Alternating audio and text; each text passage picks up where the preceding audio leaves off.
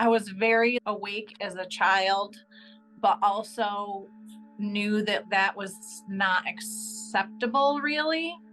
You mean Or mainstream or normal, I guess? right, just things that I learned really early on that I needed to kind of keep to myself. But at the time that this happened with my mom, we were going to church and we were very active at our church.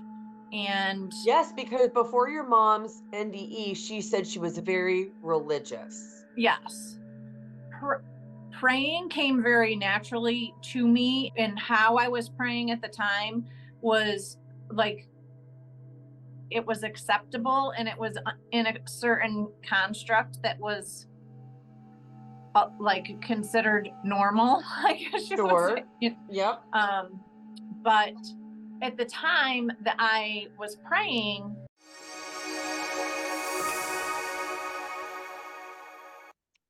My guest today is Krista Thomas, who had a very unusual experience, and I featured her mom's NDE story on my program.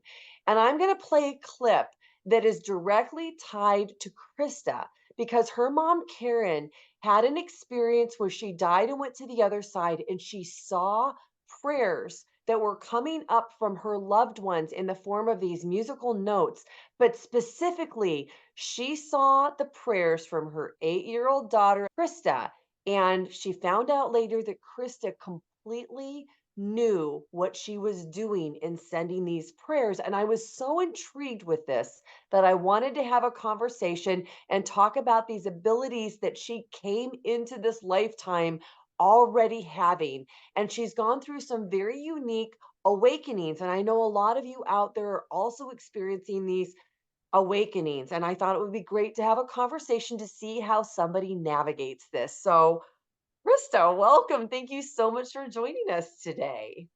thank you for having me. Now, this is your very first time ever sharing your story. So, thank you for doing this on this channel with my audience. So, what I'm going to do is I'm going to go ahead and play right now the clip of your mom talking in her NDE about these prayers. And then after we watch that, let's talk about what was happening from your vantage point as you were 8 years old. The next awareness I had was of being in a totally different room with my guide, a much smaller one, and it was just him and I. And he said, I want to show you some things. And then he said, first, I want to show you. And then off to my right, I could see.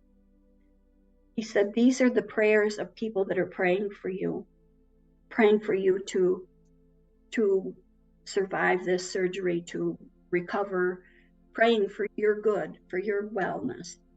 And as he said that, I began to see musical notes like you'd see on a score of music, like little black quarter notes and big round half notes and all these different notes. And instead of being horizontal like across a score of music, each note stood by itself, but attached to a note above it and attached to another one above it, and kept going upward as though reaching up toward where we were. Didn't hear any sound with this, only saw the prayers represented like that. And my guide said to me, each prayer has its own unique vibration. And so he described it as unique and a vibration, but I wasn't hearing music or anything. And then he said, I want to show you what's happening in the hospital waiting room where your husband and your kids are. And so off to the left, as I looked, it was as though I was looking through a clear ceiling of the room that they were in. And I saw my husband at a doorway talking to the surgeon who had operated on me. And I saw my kids behind by a like bench, couch type area in this waiting room. And as I was watching this, I saw that my daughter had thought that I had died and that she was praying that I wouldn't die. And so the prayer that she prayed became another musical note. And it was the last in the link that reached up to where I was with my guide in this room. And as that happened, all of my emotions flowed back into me of being Karen, being, the mom, being the wife, and all the love and care that I had for them just rushed in. And that made me decide, though that I was in this perfect love and peace area, that I still needed to go back to my life, because I didn't want my kids to grow up without a parent like I had. No one had told us that anything was happening with my mom. She was having surgery. That was all we knew, but no one had come down to let us know that anything had gone wrong. But I knew that there was something wrong, and I prayed really hard. But what and that showed up for her as not anything necessarily specific, but just that she could see that note was like tied to me somehow, which I didn't like in any way, shape, or form on my side have that kind of an experience. I thought I knew I was praying, but I had a complete sort of outer body kind of experience as well. I wasn't just praying like normally praying. I was having an audience with like someone else, and like with the powers that be. Do you know? Like do you know almost what, like a counsel almost. it's She like an played it, I think. astral, it's almost like a projection, but like I knew I was in the corner on my knees praying in a hospital room, but I also, my prayer turned into something else entirely. And it was basically like, hey, give me my mom back. And you're Um, talking to like a council of almost elders on yes. the other side, and now you're your soul and not little Yeah, 8-year-old I Krista. am my literal soul that was like like I literally was pleading for her to return, and that in my child's mind and in my at that time there I had another family member that I had prayed very much for, and for his his recovery. He had been ill with cancer at the time, and he did recover. Like at the time, and the whole time that I had been praying for him, there was like this council of people that were like around me, if that makes sense. Yeah, can you describe what this council would have looked like? Did they have a physical appearance? They're more like outlines and shapes, and then like one might appear to be more what you would consider feminine or masculine. Okay. But so like I could tell that, hey, that's like kind of a feminine kind of guide. And I would see like the outline, more of an outline of them in my mind's eye. But also if I was praying and I was praying like solitarily, then so it was like a meditative state that I would have been putting myself in as a child through prayer, Wow. but Okay. not even being aware that I was doing that, if you know what I mean. Right. So Almost like an innate ability. And I'm yeah, picturing this council like almost sitting at a table and they're sitting there. Is this how they appeared to you? honestly, it was like I showed up, and it was like I showed up where I was not supposed to be. And I knew that. And it was like, it would think of it be like if you showed up late to class and everybody is like, hey, this person is late or they don't belong here. And then they look over to these sort of, I guess you would say guides, or they had been guides that had been around me at the time. And you guys messed up. You were supposed to turn her down. She has been birthed. She belongs on the other side. How did she get here? Kind of a thing. And meanwhile, my mom had passed. Right.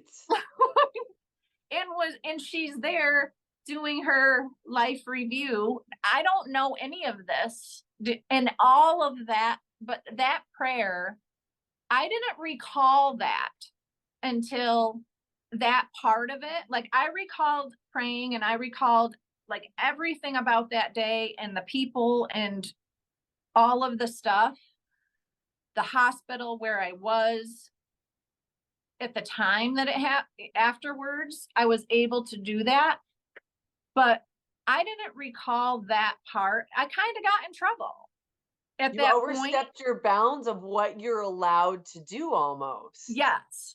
And I know, and it was, and I think that my guides were kind of not in trouble, but they were chastised by their own counsel, so to speak, for not having a better handle on this.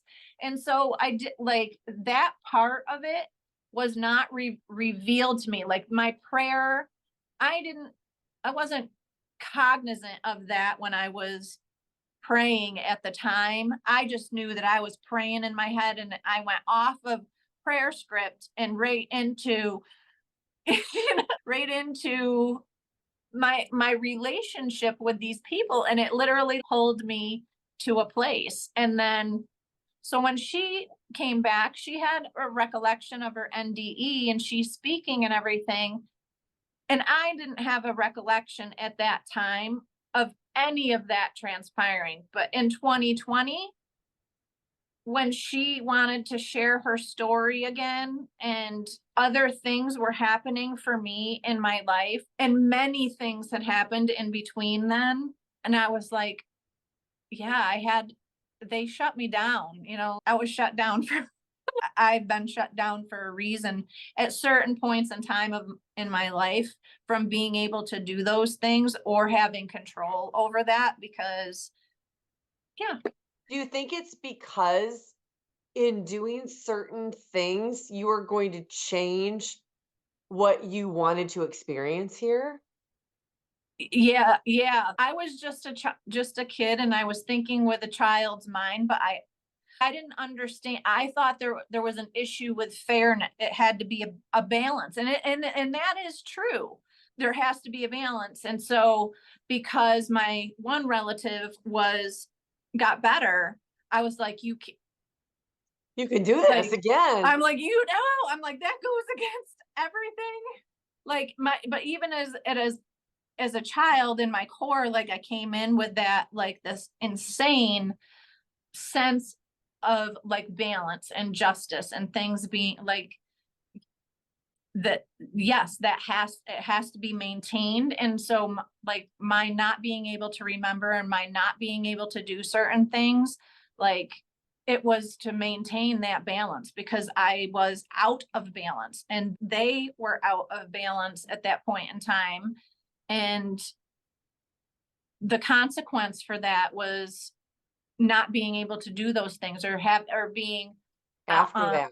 after Yeah. that, not being able to have an attachment or use those gifts, or solely focus my energy in that way to do things that I had to learn to live a different way and do other things. Your mom does acknowledge that it was because of your specific prayer that she made the decision to Yeah, come I back. don't think she was gonna come back. Like, She honestly, wasn't, I she don't said. think she was gonna come back, and I feel terrible, like, demanding.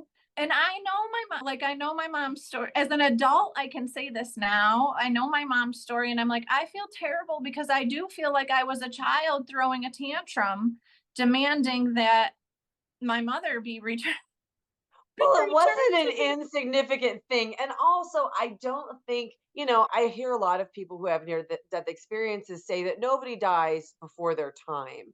So she had work to do. And she also acknowledges that part of her work was to share this story and get it out there into the world, because her story has touched a lot of people, because she went from being so completely religious and rigid about her thoughts and her beliefs to seeing people on the other side who she did not expect to be in heaven. According to Right. her belief system, she thought that they would be in double Right. HEL hockey Yeah. stick, and they were there. So it changed everything for her. And I think it's her experience and her story is very powerful. So obviously, I think that there's no accident. So why don't you tell us a little bit about what it was like in your childhood because you came in awake? Like, how did you recognize or understand that this was not what everybody, all of your friends, and maybe your siblings were experiencing? Well, I'm still struggling with how to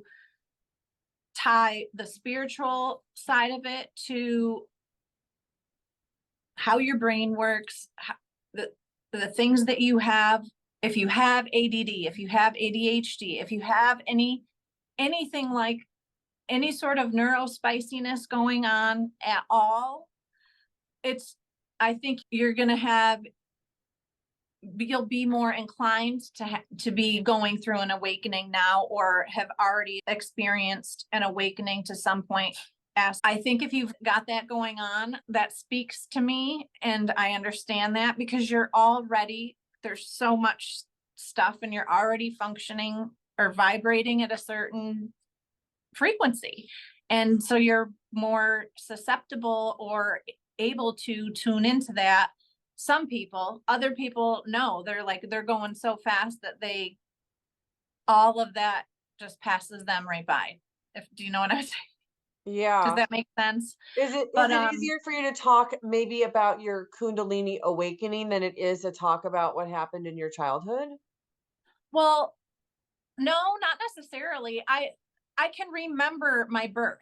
Like I can Do. remember being born and I can remember very, very young memories and things from the time from a very young age. And you could speak to my mom or speak to my dad or speak to other people in my life that even when I was growing up, when say I'd be like 14 or something, and I'd be like, I would tell a story and they'd be like, you were only 2 years old. How do you remember that? Or you were only one.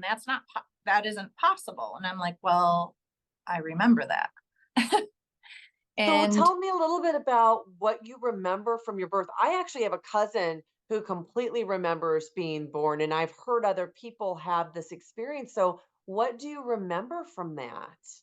I remember that would be where I could say where I first saw what I guess you would call like that your spirit guides or those figures that I would be always feel around me when I was very young and who I like immediately had a connection to when everything happened with my mom. I can remember them. It was like it was like they were talking to me and they were telling me like it's time to go type of a thing. Here you go. And then they gave me a piece of information right at the end and I was like, oh no. And I was like, I've been duped. But at the time I was and I could it was so weird because my mom I was a double footling breech birth. And my mom, it was like I was going feet first and I was like, no, don't. I was like, I don't want to go. I changed my mind type of a thing. I love And the visual of they're that. like too late. And I was like, well, I'm not ready to do that. I'm not ready to do that yet. Then if I have to do, it was like my mom speaks about a life review. Well, I don't remember having my previous life review, but you agree to certain things. And I remember them saying something to me like at the very end and I was like, well, I did not agree to that. So that is where that like sense, that weird sense, and then I was like, I changed my mind, I don't agree. And it was like a literal tug of war. And I was coming out feet first because I was like, no. And You're not yeah. the first person that I've talked to who said that. When he was getting ready to be Yeah. born, he tried to change his mind again, and he was successful changing his mind one time.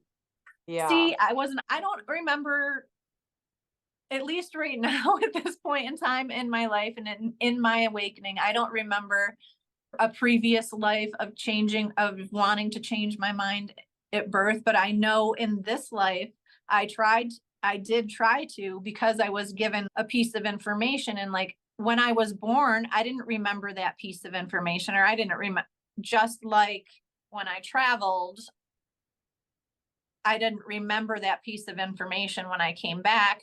I didn't recall that information until my 2020 Kundalini Awakening. Oh, wow. This must have been a doozy Yeah. for you. Do you actually remember planning this lifetime before you came in? Not really. Not really. Only in the extent to, it was very important to me that I be allowed to like not lose my family. Do you know? Oh, so So it's I, almost like you were getting violated at the age of 8 if your mom would have gone. yeah. And I was like, it was very important to me, like that I not lose my family. And I came into this life with a very strong sense of not, of having lost that in every life before. And that it was not something I understood. Yes, there's going to be loss, but and then I came in, and I think I was born, with the knowledge that my mother lost her father very young. Right, of She was only course. 7, and like literally born with all of that knowledge. I feel like I've all known that my entire existence. She lost her brother 10 days after I was born, and I can remember the lights. I was 10 days old. Like Remember what lights? when the police showed up to the house, my mother's brother had died in a car accident, or that he was in an accident and had died, and I was 10 days old. Yeah. Weird that just weird thing. Like you have a memory of police lights coming to your house when you were 10 days old. Yeah.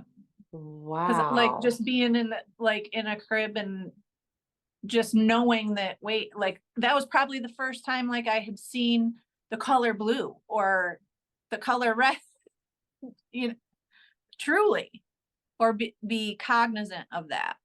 Right. Wow. Well, are there any other unusual things that you want to share that happened to you in your childhood before we move on to your 2020 Kundalini Awakening?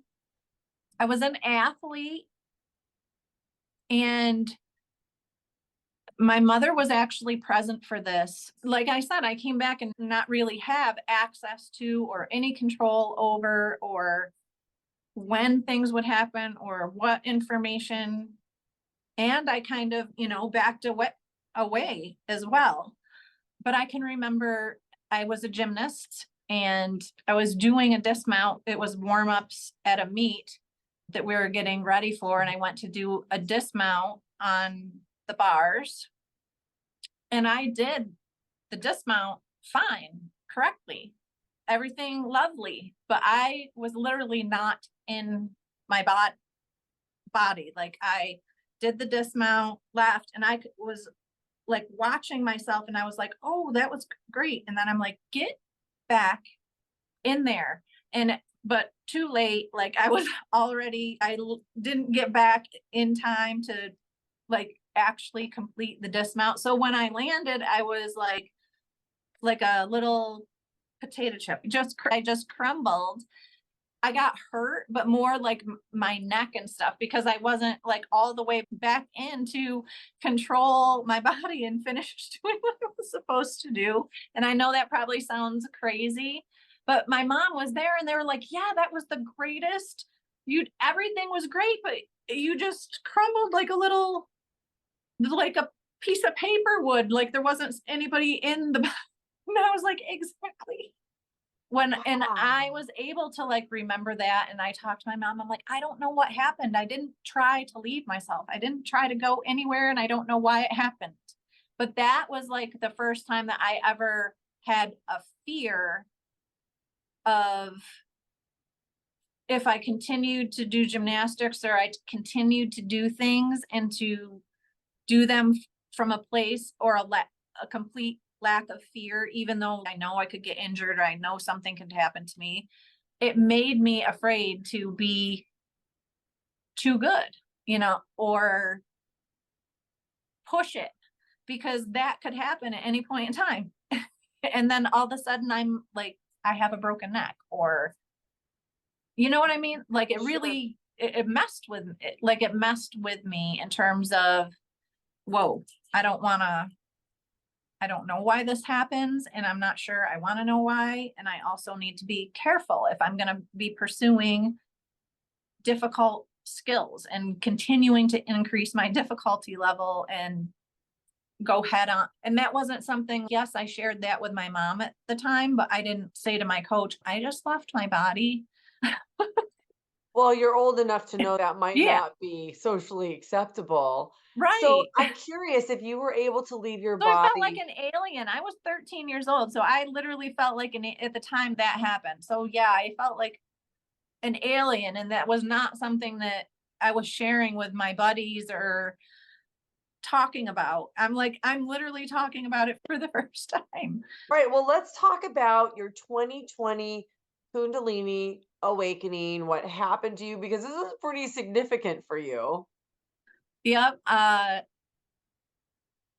I said, I pretty much try to stay away from any or not get too spiritual at all, because in the past things had been kind of woo, like out there. And my mom, she had her own stuff going on. So I was perfectly content to just keep anything and everything as under wraps as possible. I had two kids one was in college and one was in high school still, and completely living the suburban mom life and just trying to get them to the finish line. And I'd been having health issues, but long story short, I was at home one day and it was like I had been like zapped in my crown, and I was doing dishes at the time, and I'm like, it was like this tingle.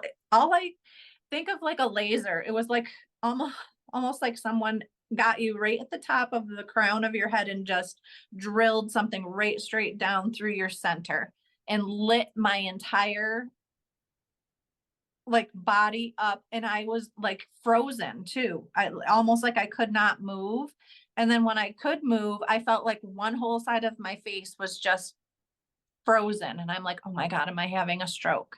I wrote out a letter. I didn't know what was happening. I went to lay down.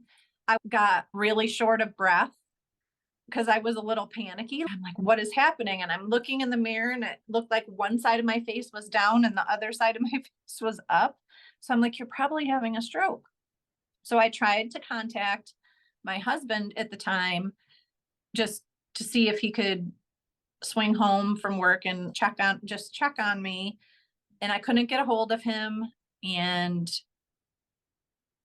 I ended up calling 911 and I wrote out a little note to my kids because I was like, I don't know if I'm having a stroke or what is happening, but I feel crazy. It was just the weirdest thing. And I went by ambulance to the hospital and they're like, you're fine. And I'm like, I'm not There was fine. no And then, explanation. What kind of tests did they run to even see what had happened?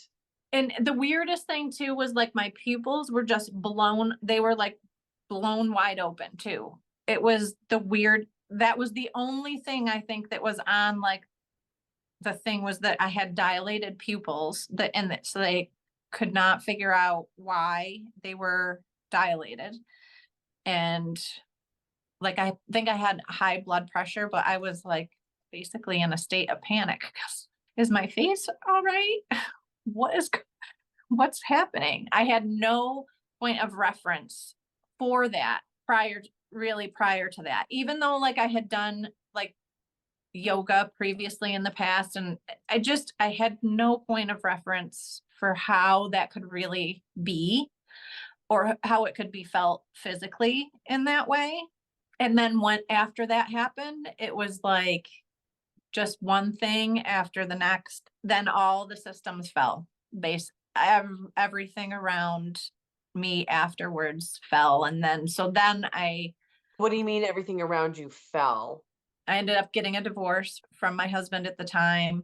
So like Everybody, a dark night of the soul almost, yeah, like where dark night of the soul. everything. Everybody was like, you're crazy. The problem is you, like outcast. My ex-husband is in law enforcement. So it was very much a community get together and kick her out, let's get her out of here type of a thing. Wow, I'm Yeah, it was sorry. That crazy. sounds like a lot. So obviously it opened up other things because you had been suppressing them. So how did you Yeah. start to know and recognize, oh, I'm having a spiritual awakening? Yep. And it was like, and then there goes the family. They're like, you're going to lose your family, but if you can get your shit together, you will always have family. You will figure it out. That caveat that made me want to turn around and be like, hey, I'm not ready. All of so much information and downloads for so many different things just keep coming and coming and coming, and they don't stop. And it's not just for me, it's more of an energy for the work for other people that are going through similar situations of their own, that have all battled this all of their life. And now there's no more, you can't battle it. You just have to accept it and figure out what works for you and flow with that. And it's a process. How did this information help you to see the world in a different way? It helped with forgiveness, I would say, for the people that don't understand and that have treated you poorly. That forgiveness is something that you have to, it's for yourself more than it is for them. Forgive 100%. yourself for making your own mistakes. Let that, learn from it, move on, but you do not have to allow people into your space and place that are like your best interests are not in their mind. Mm-hmm. And when someone's actively trying to harm you, there's no excuse, there is no excuse for that. And set like good boundaries, that I would say absolutely. Because prior to that 2020 awakening, none of that was in place. And all of those things were taking place.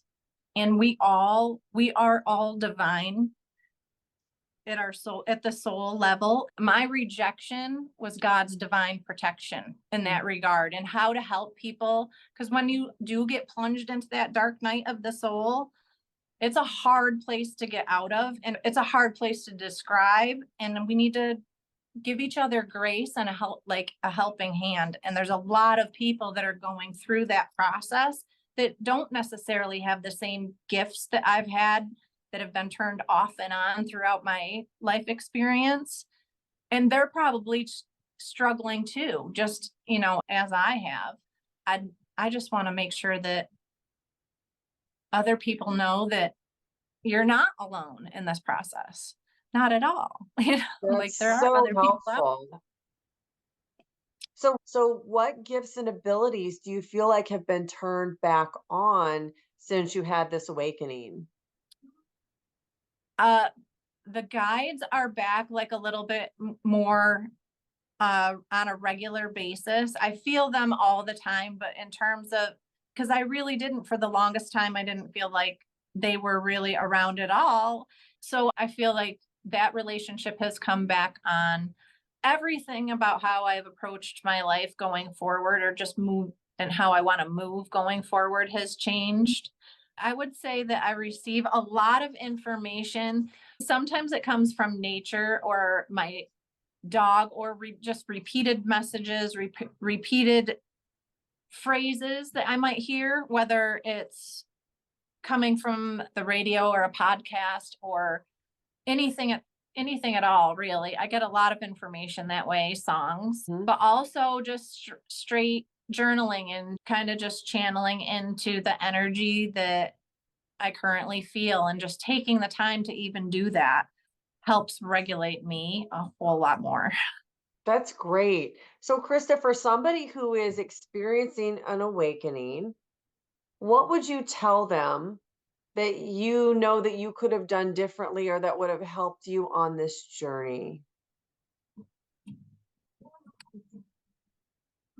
Well, this is kind of hard because I know that I didn't feel like I was in a safe enough place to tell people, but go, don't wait, or don't think that there's something wrong with you.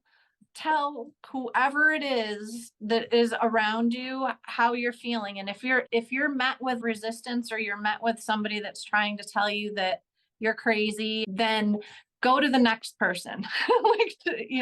Like go to the next person and see how you're met if you're unsure of who to talk to.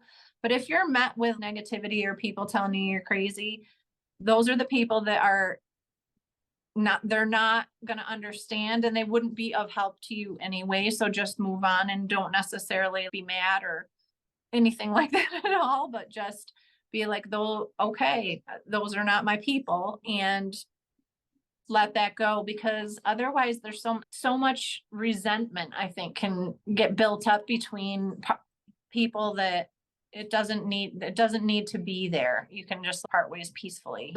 You can't control everything. Just work on yourself. I think That's that's good advice. Yeah. So, did your tribe find you, or did you find your tribe? It works a little bit of both ways, I guess. I'm like, the more I speak about things more authentically, I feel like there's more people that are also living a more authentic life and speaking about it, and they often find you, type of a thing. You find them and they find you. Yeah, I love that. So, if people are listening and they're going through something, are you open to talking to people about this? To answering Absolutely. questions? Yeah, absolutely. I don't claim to know everything at all, not in any way, shape, or form. I do not, but I definitely am willing to talk to anybody that's going through that experience or think they're going through that experience. And just as a sounding board, I'm like, let it rip. Well, I'll put your contact information down in the show notes so that if people want to reach out, they can.